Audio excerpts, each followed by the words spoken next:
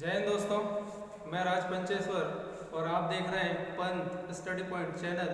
और आज के वीडियो में आज की क्लास में हम करने वाले हैं कुछ खास टॉपिक है। टॉपिक का नाम है रक्त, ब्लड हम देखने वाले हैं। रक्त, ब्लड जो है हमारे टॉपिक का नाम है और बहुत ही इंपॉर्टेंट टॉपिक है। ये टॉपिक से एक दो क्वेश्चन जरूर एग्जाम में आते हैं, चाहे वो कोई भी एग्जाम हो। तो इस टॉपिक को बहुत अच्छे से हम क्लियर करने वाले हैं। इसमें छोटी बड़ी चीज़ें सभी चीज़ देखने वाले हैं, ब्लड ग्रुप से रिलेटेड सारी चीज़ें देखने वाले हैं। तो इस टॉपिक को अंत तक बने रहिए इस टॉपिक में। और इसमें देखना है कितनी इंपॉर्टेंट चीज़ें हैं जो एग्जाम की दृष्टि से बहुत महत्वपूर्ण है। तो हम स्टार्ट करते हैं रक्त के बारे में। सभी को पता होगा रक्त को इंग्लिश में ब्लड कहते हैं। सबसे पहले हम देखते हैं इसको, बहुत छोटी छोटी चीजें हम इसमें समझने वाले हैं, छोटी बड़ी सारी चीजें समझने वाले हैं। जो एग्जाम में आते हैं वही चीजों पे ज्यादा फोकस करने वाले हैं इसमें। तो रक्त को दो भागों में बांटते हैं। रक्त जो है दो चीजों से मिलकर बना होता है, प्लाज्मा, एक होता है प्लाज्मा और दूसरा होता है रुधिराणु। दूसरा होता है रुधिराणु। तो क्लियर हो गया होगा। यदि क्वेश्चन आता है कि रक्त में कौन सी चीज मिले होते हैं, तो रक्त में प्लाज्मा और रुधिराणु मिला होता है। यहाँ पे पूछा जाता है रक्त में कितना प्रतिशत प्लाज्मा होता है, तो याद रखना है 55%। ये पूछा गया क्वेश्चन है कि रक्त में कितना प्रतिशत प्लाज्मा होता है, तो रक्त में 55% प्लाज्मा होता है और बाकी बचा 45%। तो 45% याद रखना है रक्त में रुधिराणु होते हैं। रक्त में रुधिराणु होते हैं, या फिर 55% के अप्रोक्सीमेट देखना है कि करेक्ट 55% दिया है या इसके आसपास देखना है कितना दिया हुआ है, उसके हिसाब से ऑप्शन में लगाना है। तो हमने देखा रक्त को दो भाग में बांटते हैं। या रक्त जो है दो चीजों से मिलकर बना है, रुधिराणु और प्लाज्मा। यहाँ पे हम देखते हैं प्लाज्मा 55% होता है और रुधिराणु 45%। इसमें हम देखते हैं प्लाज्मा में जो है क्या क्या खुले होते हैं, प्लाज्मा में क्या क्या खुले होते हैं। तो प्लाज्मा में होता है जल। इससे क्वेश्चन पूछा जाता है कि प्लाज्मा में जल कितना प्रतिशत होता है, तो प्लाज्मा में जल जो है वो 90% होता है। और प्लाज्मा में होता है प्रोटीन। प्लाज्मा में प्रोटीन भी खुले होते हैं, तो ये होता है 7%। और खनिज लवण, खनिज लवण ये जो है 0.9% ये होता है। और प्लाज्मा में होता है ग्लूकोज, और ग्लूकोज बहुत कम मात्रा में होता है, तो ग्लूकोज 0.1% जो है ये ग्लूकोज होता है। अब क्लियर हो गया होगा। क्वेश्चन आता है प्लाज्मा में जल कितना प्रतिशत होता है, 90%। यह पूछेगा कि प्लाज्मा में सबसे अधिक क्या होता है, जल होता है, ये याद रखना है। फिर नेक्स्ट हम देखते हैं रुधिराणु। रुधिराणु में कौन कौन आते हैं वो हम देखते हैं। तो रुधिराणु में आता है आरबीसी, डब्ल्यूबीसी और प्लेटलेट्स। इसमें आता है प्लेटलेट्स। खूब नाम सुने होंगे कि आरबीसी होता है शरीर में, डब्ल्यूबीसी होता है, इनका काम क्या होता है, ये सारी चीजें हम एक एक करके देखने वाले हैं। तो सबसे पहले देखा प्लाज्मा में क्या क्या मिले होते हैं, रुधिराणु के अंतर्गत क्या आते हैं, आरबीसी, डब्ल्यूबीसी और प्लेटलेट्स। अब हम एक एक को देखने वाले हैं। सबसे पहले मैं बताने वाला हूँ रक्त के बारे में बहुत छोटी छोटी बातें, और इससे वो क्वेश्चन आते भी हैं और जानना भी जरूरी है। तो सबसे पहले देखते हैं रक्त। क्वेश्चन आता है रक्त में कि रक्त एक है। रक्त एक है तो याद रखना है तरल संयोजी पदार्थ है। तरल संयोजी पदार्थ है। रक्त तरल संयोजी पदार्थ है, या हम इसे इंग्लिश में कहें फ्लूइड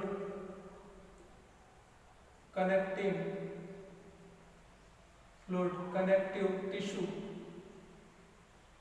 ये याद रखना है। बहुत ज्यादा पूछा जाता है रक्त क्या है, या रक्त एक है तरल संयोजी पदार्थ, फ्लूइड कनेक्टिव टिश्यू रक्त है। फिर हम देखने वाले हैं रक्त, पूछा जाता है रक्त क्या है, रक्त है क्षारी।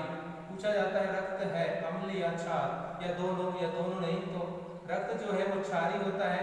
इसका पीएच मान याद रखना है। पीएच मान होता है रक्त का 7.4 पूछा जाता है, डायरेक्ट पूछा जाता है रक्त का पीएच मान कितना होता है, तो रक्त का पीएच मान होता है 7.4। और 7.4 है इसलिए रक्त क्या है, क्षार है। क्योंकि सभी को पता होगा कि 0 से लेके 14 तक एक पैमाना होता है।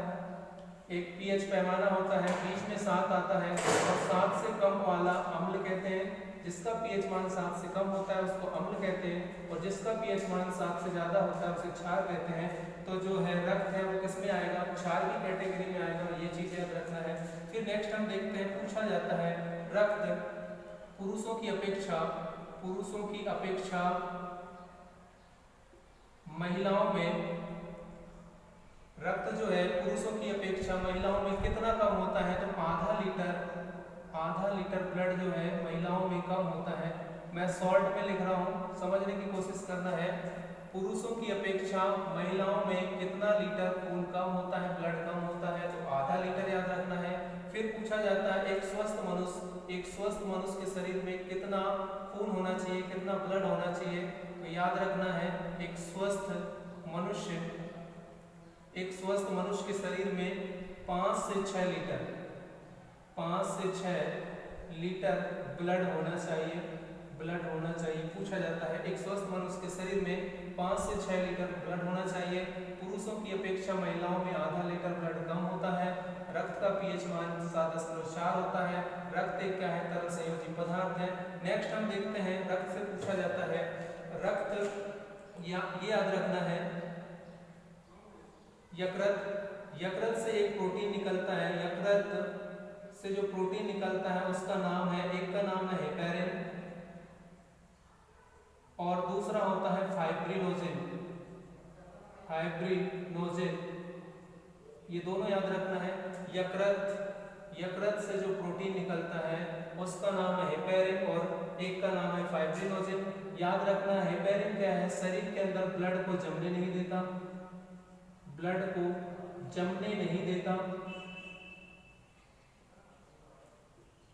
ठीक। हेपेरिन जो है प्रोटीन, ये शरीर के अंदर ब्लड को जमने नहीं देता, इसलिए ब्लड जो है शरीर के अंदर पूरी बॉडी में सर्कुलेट होते रहता है, जमता नहीं है, इकट्ठा नहीं होता है। और फाइब्रिनोजेन भी एक प्रोटीन है और इसका काम क्या है, थक्का जमाना, रक्त का, ब्लड का थक्का जमाना, ये इसका काम है। तो यदि शरीर में चोट आ जाती है, कट फिट जाता है, तो फाइब्रिनोजेन क्या करता है, रक्त का थक्का बनाता है, रक्त को बाहर बहने नहीं देता। तो आई ऑफ क्लियर हो गया होगा कि हेपेरिन जो है ये शरीर के अंदर ब्लड को जमने नहीं देता और फाइब्रिनोजेन जो है रक्त को बाहर बहने नहीं देता, मतलब थक्का बनाता है। दोनों ही पूछा जाता है, ये याद रखना है। नेक्स्ट हम देखते हैं रक्त में एक चीज याद रखना है, पूछा जाता है रक्त में क्या होता है। रक्त में हीमोग्लोबिन होता है, Hb हम जिसे कहते हैं। तो मैं यहाँ लिख दे रहा हूँ हीमोग्लोबिन, ये याद रखना है। रक्त में क्या होता है, रक्त में हीमोग्लोबिन होता है, पूछा जाता है। फिर पूछा जाता है रक्त का लाल रंग जो है वो किसके कारण होता है, तो याद रखना है रक्त का लाल रंग जो है वो हीमोग्लोबिन के कारण होता है। सारी चीजों को मैं रिलेट करके बता रहा हूँ। रक्त में क्या होता है, हीमोग्लोबिन होता है, हीमोग्लोबिन की वजह से रक्त का रंग जो है वो लाल होता है, ये पूछा जाता है। फिर पूछा जाता है हीमोग्लोबिन में कौन सा लौह यौगिक पाया जाता है, हीमोग्लोबिन में कौन सा लौह यौगिक पाया जाता है, तो याद रखना है हिमेटिन नामक लौह यौगिक जो है ये हीमोग्लोबिन में पाया जाता है। और पूछा जाता है हीमोग्लोबिन या आयरन की कमी से कौन सा रोग होता है, तो याद रखना है एनीमिया रोग हो जाता है। और एनीमिया सुने होंगे कि एनीमिया रोग हो जाता है आयरन की कमी से। तो इसे दूर करने के लिए इसे रक्त क्षीणता भी कहते हैं, एनीमिया को रक्त क्षीणता भी कहते हैं। रक्त का नष्ट होना, एनीमिया मतलब रक्त का नष्ट होना, क्षीण होना। और इसे ठीक करने के लिए लोग सलाह देते हैं कि पालक खाना चाहिए, क्योंकि पालक में क्या होता है, आयरन होता है। तो इतनी चीजें समझ गए होंगे। सबसे पहले हम देखते हैं रक्त में हीमोग्लोबिन होता है, हीमोग्लोबिन में लौह यौगिक हिमेटिन होता है और हीमोग्लोबिन की वजह से ही रक्त का रंग जो है वो लाल होता है। क्वेश्चन आता है हिमेटिन नामक यौगिक जो है किसमें होता है, हीमोग्लोबिन में होता है। नेक्स्ट हम देखते हैं हीमोग्लोबिन की कमी या आयरन की कमी से एनीमिया रोग हो जाता है। पूछा जाता है हीमोग्लोबिन या आयरन की कमी से एनीमिया रोग हो जाता है। एनीमिया को ही रक्त क्षीणता कहते हैं, मतलब रक्त का नष्ट होना। और इस रोग को दूर करने के लिए पालक खाने की सलाह दी जाती है, क्योंकि पालक में सबसे ज़्यादा क्या होता है, आयरन होता है, लोह यौगिक होता है, इसे याद रखना है। नेक्स्ट हम देखते हैं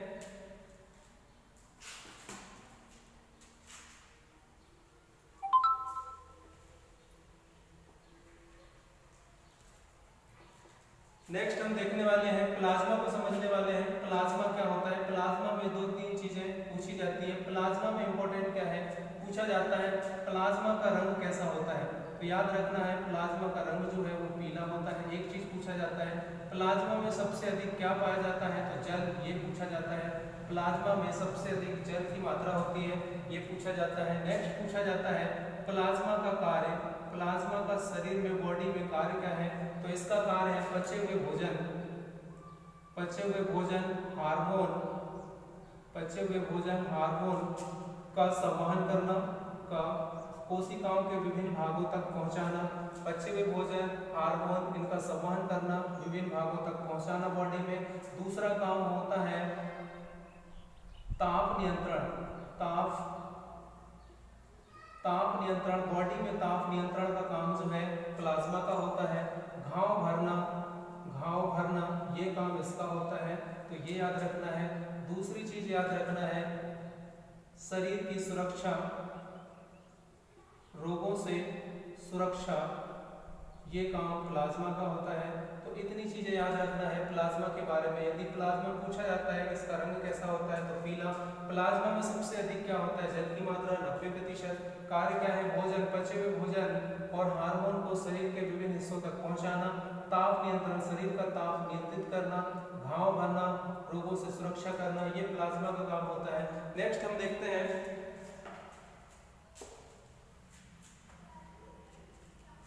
नेक्स्ट हम समझने वाले हैं आरबीसी के बारे में। आरबीसी से क्वेश्चन बहुत ज्यादा बनते हैं। आरबीसी, डब्ल्यूबीसी, प्लेटलेट्स, हम एक एक करके सारी चीजों को देखने वाले हैं डिटेल में। आरबीसी का फुल फॉर्म लगभग सभी को पता है। आरबीसी का फुल फॉर्म लगभग सभी को पता है। आरबीसी का फुल फॉर्म होता है red blood cells, red blood cells. इसमें पूछा जाता है, इसे ही हम लाल रक्त कणिका कहते हैं, लाल रक्त कणिका कहते हैं आरबीसी को। आरबीसी में पूछा जाता है कि आरबीसी का जन्म कहाँ होता है, मतलब आरबीसी बनता कहाँ है बॉडी में, तो याद रखना है अस्थि मज्जा, अस्थि मज्जा, ये याद रखना है। इसे हम बोन मेरो कहते हैं,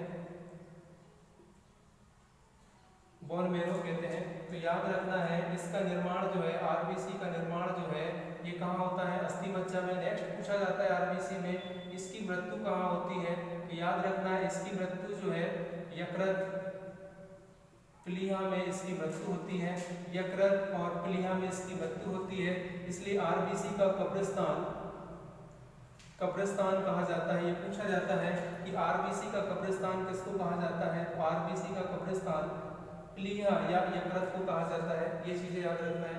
नेक्स्ट पूछा जाता है इसमें कि इसका जीवन काल कितना होता है। आरबीसी का जीवन काल कितना होता है, तो सभी को पता होगा 20 से 120 दिन का इसका जीवन काल होता है। नेक्स्ट पूछा जाता है इसका कार्य क्या होता है, तो आरबीसी का कार्य क्या होता है, बॉडी में O2 को लेके जाना, शरीर में ऑक्सीजन को लेके जाना और CO2 को बाहर निकालना, ये इसका काम होता है। आरबीसी का काम याद रखना है, पूछा जाता है CO2 ऑक्सीजन को लेके जाना और CO2 कार्बन डाइऑक्साइड को बाहर निकालना, ये आरबीसी का काम होता है। आरबीसी में फिर पूछा जाता है कि आरबीसी में केंद्रक होता है या नहीं, तो आरबीसी में जो है वो केंद्रक नहीं होता, लेकिन 2 चीज अपवाद हैं, एक है ऊंट और दूसरा है लामा, ये याद रखना है। केंद्रक आरबीसी में नहीं होता, लेकिन ऊंट और लामा जो है ये अपवाद है, इनमें केंद्रक पाया जाता है, तो ये याद रखना है। नेक्स्ट हम देखते हैं आरबीसी में। आरबीसी में पूछा जाता है, अच्छा ब्लड के 2-3 फैक्ट और मैं बताने वाला हूँ। पूछा जाता है ब्लड बैंक किसे कहा जाता है, ब्लड बैंक किसे कहा जाता है, तो ब्लड बैंक प्लीहा को कहा जाता है। वेरी वेरी इंपॉर्टेंट है, ब्लड बैंक जो है प्लीहा को कहा जाता है। नेक्स्ट पूछा जाता है ब्लड के बारे में कि ब्लड को कितने ताप पर रखा जाता है। ब्लड ब्लड बैंक में ब्लड को कितने ताप पर 40 डिग्री फ़ारेनहाइट पर रखा जाता है। ब्लड बैंक में जो है ब्लड को 40 डिग्री फ़ारेनहाइट पर रखा जाता है, ये भी पूछा जाता है। नेक्स्ट पूछा जाता है ब्लड बैंक में किस यौगिक के साथ ब्लड को मिलाकर रखा जाता है ताकि ब्लड खराब नहीं होता। उस यौगिक का नाम है NaNO3। तो याद रखना है सोडियम नाइट्रेट, ये याद रखना है। तो देखा हमने ब्लड बैंक कहते हैं प्लीहा को। ब्लड बैंक में ब्लड को कितने टेम्परेचर पे रखा जाता है 40 डिग्री फ़ारेनहाइट पे। और ब्लड बैंक में किस यौगिक के साथ ब्लड को मिला के रखा जाता है ताकि खराब ना हो, उसके लिए याद रखना NaNO3 जिसको हम सोडियम नाइट्रेट भी कहते हैं। नेक्स्ट हम देखते हैं, नेक्स्ट याद रखना है WBC में क्वेश्चन आता है इनमें से किसको एरिथ्रोसाइट भी कहा जाता है। एरिथ्रोसाइट, ये क्वेश्चन वेरी इंपॉर्टेंट है। तो WBC को ही हम एरिथ्रोसाइट कहते हैं, याद रखना एरिथ्रोसाइट भी कहते हैं। नेक्स्ट हम देखने वाले हैं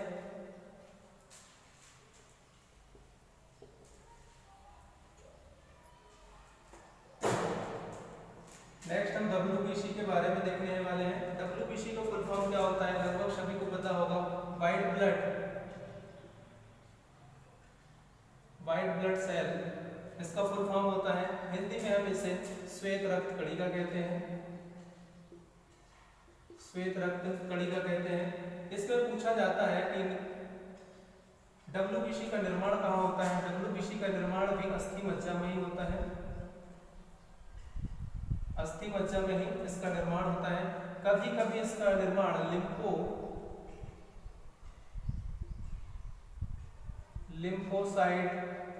लिम्फोसाइट नोड में इसका कभी कभी निर्माण होता है। नेक्स्ट याद रखना है इसकी मृत्यु कहाँ हो जाती है, मतलब ये इसकी मृत्यु कहाँ हो जाती है, तो रक्त में ही ये समाप्त हो जाता है।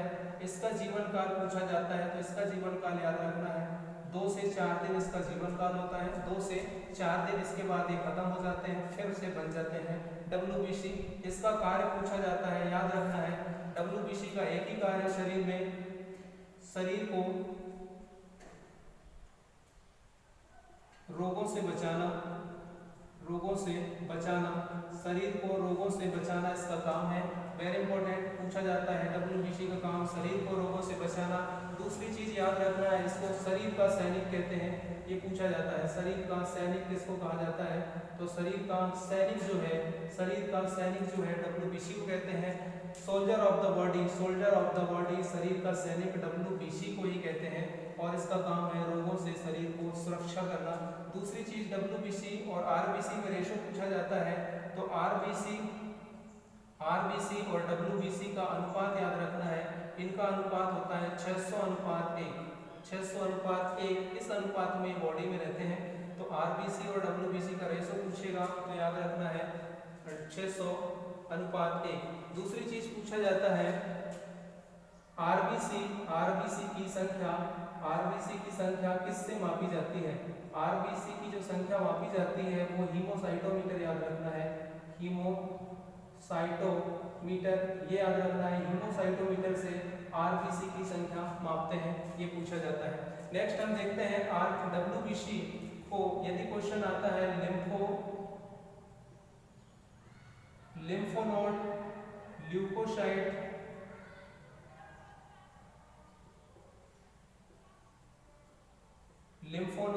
ल्यूकोसाइट या मोनोसाइट किस में होते हैं, तो हमको आंख बंद करके WBC लगाना है क्योंकि ये बहुत ज्यादा पूछा जाता है। लिम्फोनोड, ल्यूकोसाइट और मोनोसाइट जो है वो WBC के ही नाम है। ये कणिकाएं होती हैं जो इन्हीं में ही होती है, WBC में ही ये होती है। तो लिम्फोनोड भी आता है या ल्यूकोसाइट आता है या मोनोसाइट आता है, तो ये WBC में ही होते हैं या WBC इनको कहा जाता है। ये चीज याद रखना है। एक चीज और WBC में याद रखना है, वो याद रखना है न्यूट्रोफिल्स कणिकाएं। इससे क्वेश्चन ऐसा आता है कि न्यूट्रोफिल्स कणिकाएं किसमें होती हैं। न्यूट्रोफिल्स कणिकाएं WBC में होती है और इन कणिकाओं का काम क्या होता है, तो भोजन में जो जीवाणु रोगाणु पहुंच जाते हैं भोजन के साथ, इनको नष्ट करना इसका काम होता है तो क्लियर हो गया होगा। WBC में ही क्या होते हैं, लिम्फोनोड, ल्यूकोसाइट, मोनोसाइट और इसको इस नाम से भी जानते हैं। न्यूट्रोफिल्स कणिकाएं कहाँ होती हैं पूछा जाता है, तो WBC में ही, और WBC में ही ये कणिकाएं जीवाणु, बैक्टीरिया, वायरस, रोगाणु जितने भी हैं इनका भक्षण करती हैं, इनको नष्ट करती हैं। ये याद रखना, इनका काम पूछा जाता है। नेक्स्ट हम देखने वाले हैं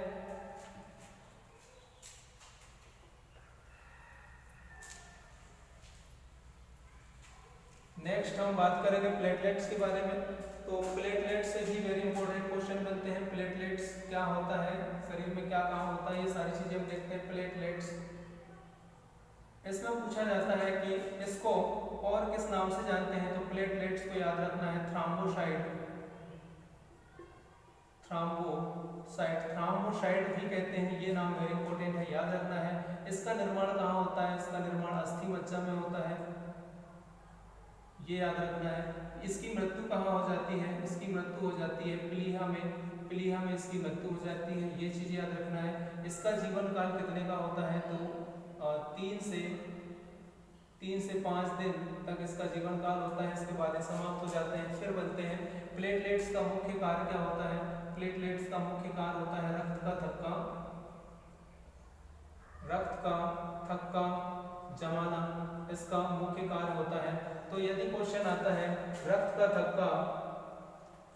का थक्का बनाने के लिए कौन जिम्मेदार है, तो वहां प्लेटलेट्स का भी नाम आता है, प्लेटलेट्स का भी, और विटामिन के का नाम भी आता है। तो ऑप्शन में 2 में से कोई एक दिया होता है।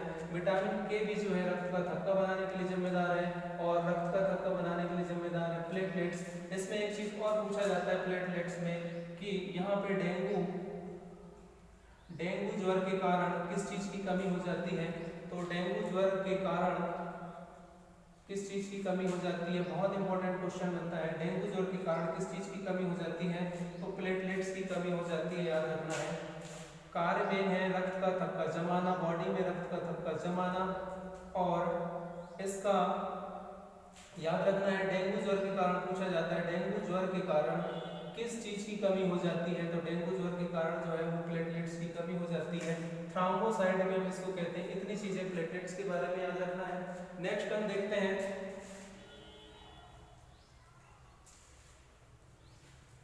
हम बात करते हैं ब्लड ग्रुप के बारे में। तो ब्लड ग्रुप में याद रखना है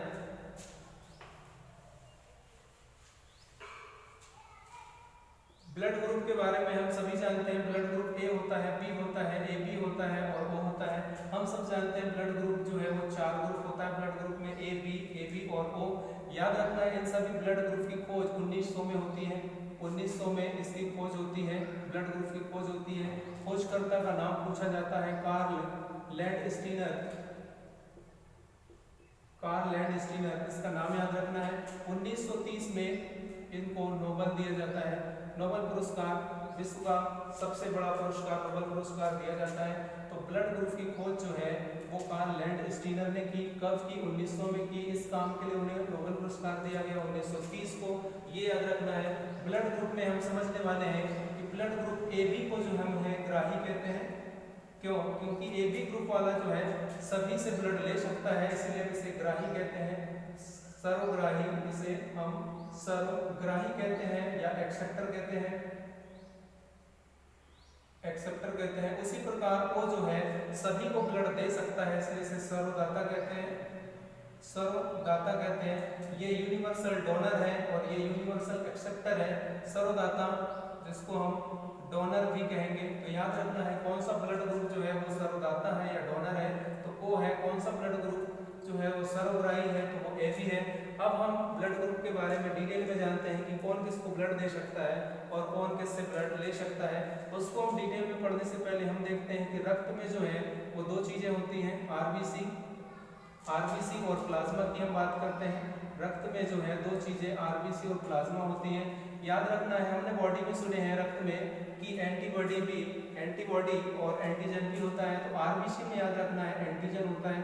क्वेश्चन आता है कि एंटीजन किस में होगा, RBC में एंटीजन होता है और प्लाज्मा में होता है एंटीबॉडी। प्लाज्मा में होता है एंटीबॉडी जो है वो प्लाज्मा में होता है। ये चीजें याद रखना है। एंटीजन में याद रखना है, हमने अपने हिसाब से समझने के लिए मान लिया है कि एंटीजन जो है वो दो प्रकार का होता है, ए और बी। दो एंटीजन होगा, ए और बी, और उसी तरह से ए और बी जो है वो एंटीबॉडी होगा। तो अब हम समझते हैं, अभी समझ में आया होगा कि